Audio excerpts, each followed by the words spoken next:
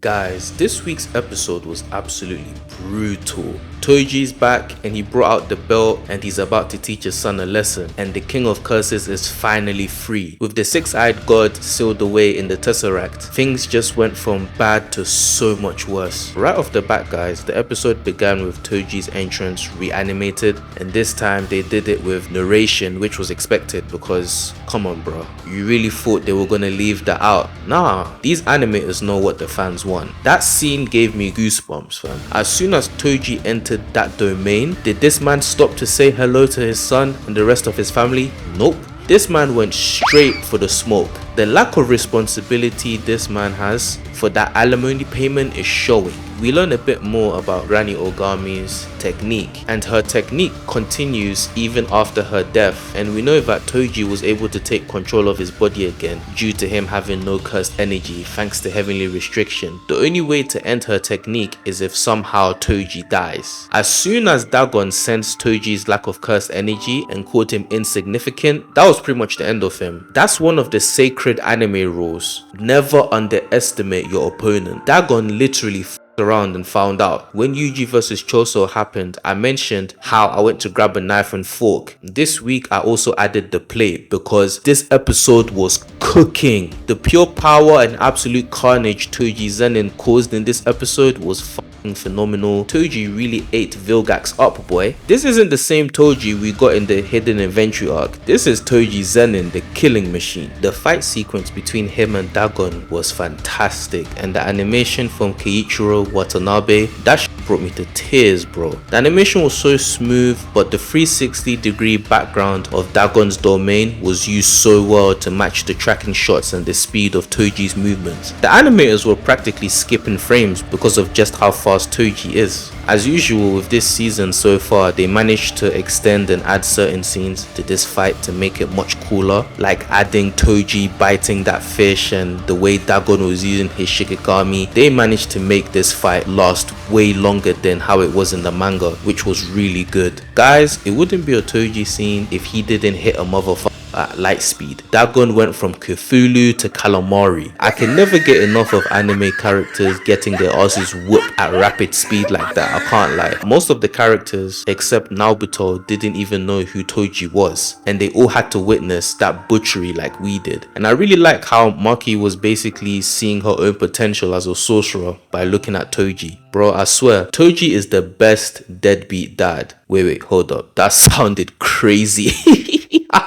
That's not what I meant. What I mean is Toji is the best deadbeat anime dad of all time. The guy is just badass. And guys, I'll be honest here, I was very upset with last week's episode, especially with how Mappa is treating the animators, and I wasn't sure how they were going to handle the scheduling. This episode proved me wrong. The choreography, OST and animation for this fight were peak, and they significantly improved from last week. I don't know if they were given more time on this episode, or maybe they had some animators on board who could handle deadlines better. Who knows? These animators are just built different. Toji cooks Dagon and his domain vanishes, but the tensions are still high as the sorcerers don't know if Toji is on their side. But Toji, being the best dad ever, goes after Megumi instead and decides to discipline his son himself. Jogo then pulls up to see Dagon dead, and he proceeds to burn Nanami, Maki and Naobuto. The flame effects used were very good, and Naobuto's projection sorcery looked way better in this episode. These guys went from fighting for their lives against Dagon to being burned to a crisp. Farewell to Maki's glasses and ponytail, they will be missed. But Jogo senses Sukuna's presence, and we pick up back from the end of episode 13, and we see Nanako and Mimiko feeding Yuji fingers to try and awaken Sukuna. Jogo heads down and burns them and feeds Yuji 10 additional fingers. These were the fingers that were stolen by Mahito during Hanemi's attack in the last season. This season keeps spoiling me too much, man. After the main course, they decided to bring out the dessert, and Sukuna, the King of Curses, finally makes his first appearance in this season. The OST and the voice acting during this scene really gave off that eerie feel. It really displayed the power and the walking calamity that he is. Sukuna was on some king shit with everyone bowing to him like that.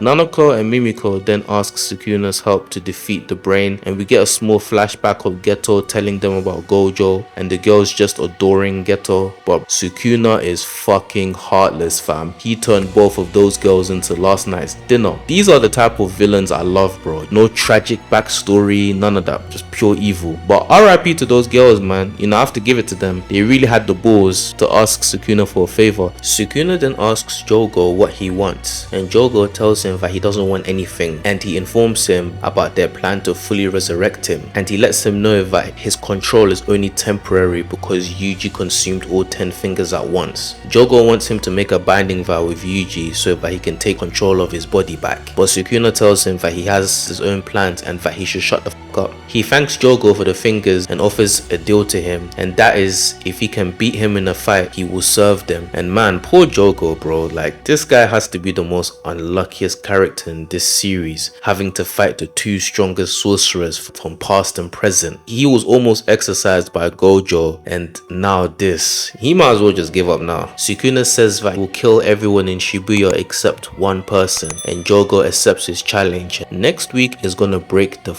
internet. Guys, this episode was amazing from start to finish, from the Toji stuff to Sukuna's awakening, and they say that two demons can't coexist, but today's episode showed that they can, and that's going to continue into next week's episode. This episode was great, man, but next week's episode is where it's really going to matter the most, and I know that all of us are expecting next week's episode to look like a movie, so let's just hope that the JJK team can kill it, and prayers up for them. If you guys enjoyed the video, like, share and subscribe. And until next week, stay blessed.